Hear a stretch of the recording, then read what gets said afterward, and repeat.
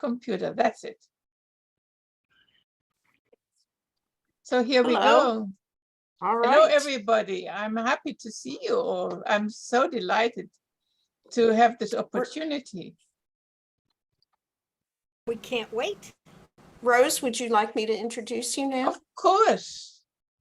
Well, welcome. This is a reading to launch Rose Mary Boehm's book, Do Oceans Have Underwater Borders, released by Kelsey Books in July 2022. And as a bonus, she had another book, sort of came as a surprise to her, Whistling in the Dark, released from Taj Mahal Publishing House, also in July 2022. And both are available on Amazon. Rose Mary is a German-born British national living and writing in Lima, Peru, and author. Wait a minute, I'm going to let someone in here. And now her bio went away, so I have to find it again.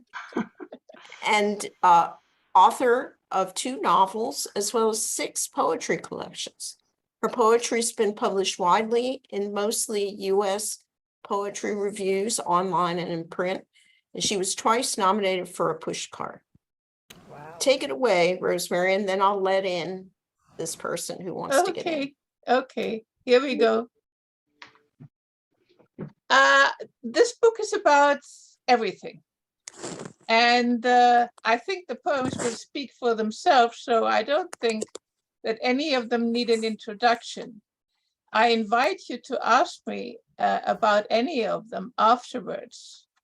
I'd be happy to answer any question you might have. So here we go. On the porch at Eagle Pond Farm for Jane Kenyon. The moment she grounded, her blood felt red hot and throbbing until it was tampered with. Wondered what was gushing through those long, winding, narrow tunnels. Felt transparent, snaking under her skin, bubbling through burnt flesh, running chemical. When the pain eased, she dared again to draw in the scent of the honeysuckle, touch the hot scones, lean back in her chair. But she knew.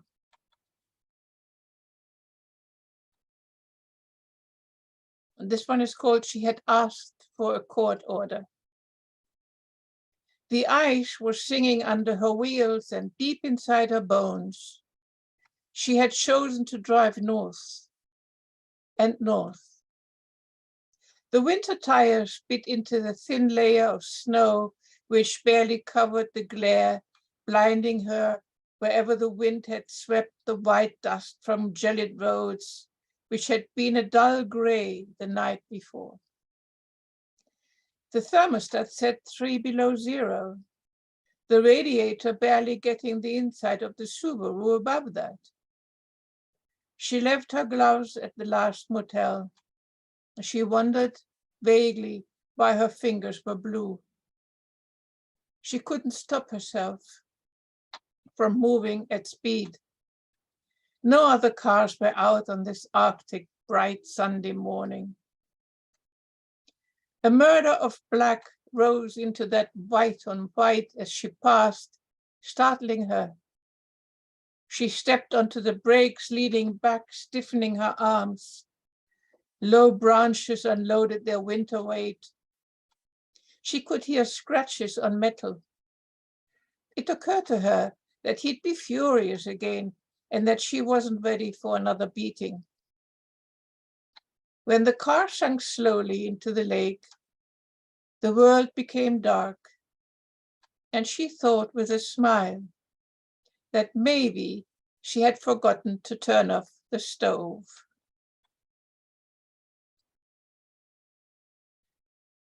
There will not be a train. This is about refugees all over the world. Even Romania, Ukraine at the moment, my childhood experience, everything, everywhere. There will not be a train. They never saw it coming, and there is no other transport. Angels in handcuffs, wings clipped close to the shoulder blades, large suitcases left behind at the border when you have to carry your children instead when they're shooting at you. And the angels shed tears. You wonder whether they cry for the children, paradise lost, or their wings. The shells keep coming and the borders are closed. If they're lucky, there will be a tent. At worst, they can be behind hedges. If I shut my eyes, I'll not be seen. Don't let them come in. They are not welcome. This is, of course, about Alzheimer's. A while back, she left me. She did it gently, slow at first. Moved into that small room in the D wing of our local hospital. They have an annex for those cases. Don't mention the A word. Don't summon the demon by its true name. Each afternoon, visiting hours, I again become her suitor, the way I wooed her once. She calls me by my rival's name, but when I hold her close, she leans her head against mine, and we fall in love. And this is about a similar thing, but it's a different symptom. He's losing words. They tumble from my keyboard, words, lines, paragraphs, pages, gifts from my friend's father. She said, he's losing words. He remembers the weather. He'll have a weather for you, for her, and for him. You're worried about your son's drinking habit. He says, there will be precipitations. For or against euthanasia, the tempers run high. He says, easterly winds of up to 80 kilometers per hour expected. Then he looks up, frightened, bites his cheek, asks his hands, where are my words? Checks his synapses, looks at Prussian blue horizons, cloud formations bunching up across the contrails, pixelated somewhere beyond Orion. And this definitely speaks for itself. It's called Spite. I wrote that with great amusement. I pulled up my collar, discreet dark blue scarf wrapped around my mouth, dark glasses. Wide at the front, conspicuous but for the camera, just another groupie. Hundreds of years ago, after leaving this town, I had nothing better to do than freeze on this winter day in London, outside my famous ex's townhouse. And there he was. A common sound rose, a sonorous sigh. His new blonde trophy tried to make herself visible. He remained firm. There could only be one point of interest. For a moment, he thought he had seen through my disguise. For a moment, I wanted my camera to be a gun. To Laura, who taught me the physics of color. Colors are only the degree of how much is being rejected. You shimmered almost white when you told me you'd be leaving. White is supposed to reflect all colors of the visible spectrum of light. Said you felt drained by my needs, called me a black hole, said I absorbed. I was black, sly, silent, deadly. With as much honesty as I can muster, I can't say I received anything from you. Colors need a sender and a receiver. My receptors remained empty. Like a child, I expected rainbows and refractions, fata morganas and other phenomena. Colors exist in tangible objects. Your lips reflect the specific wavelength of red. Perhaps you were right. My black is becoming blacker, taking, consuming, increasing absence, diminishing all that was.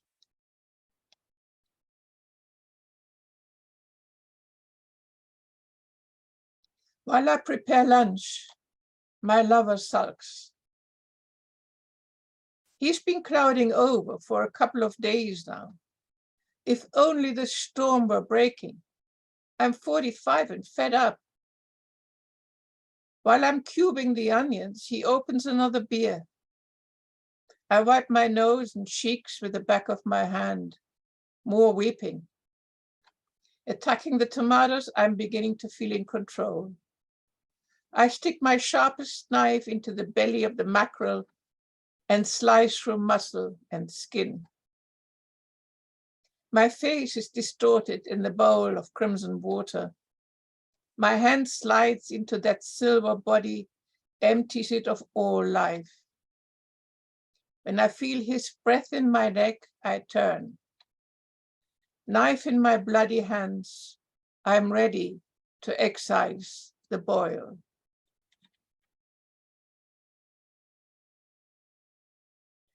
At the oyster bar, he looks at her. She's wielding the short, stocky oyster knife with expertise. She's looking at him. Wants to open his mouth with a knife, but fears to find a pearl.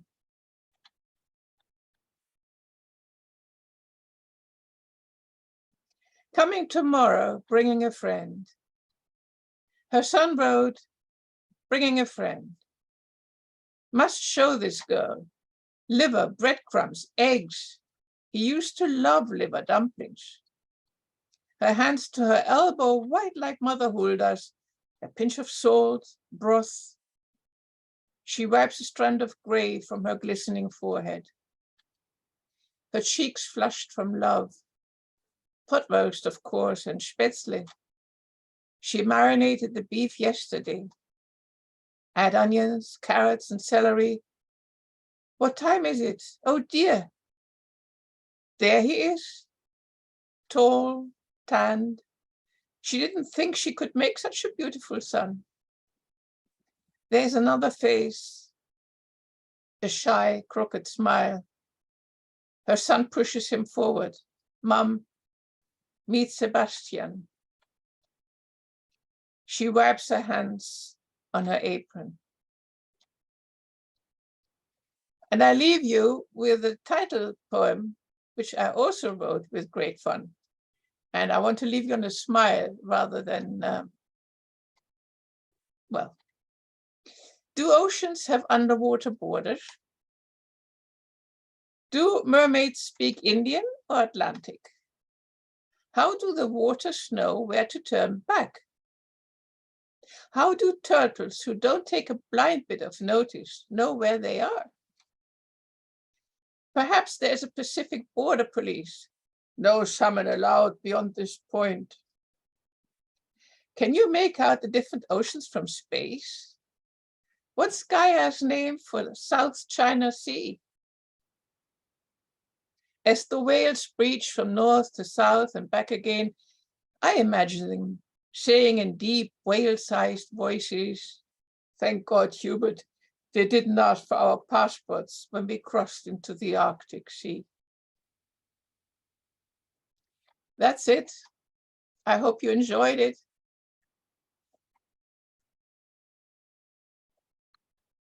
Thanks so much. Now I'm taking down names for the open mic. We're talking about one poem, not long, a shortish poem. Do we have any takers? Besides myself? You can Jim. unmute yourself to tell me. I would love to. It's All Jim. right, Jane. I will also. I would like to as well. Okay. Okay, Judy. Okay, Kate. Yes, thank you. All- You're welcome. Anybody else? Me? Okay, Ruth. Margaret. And who?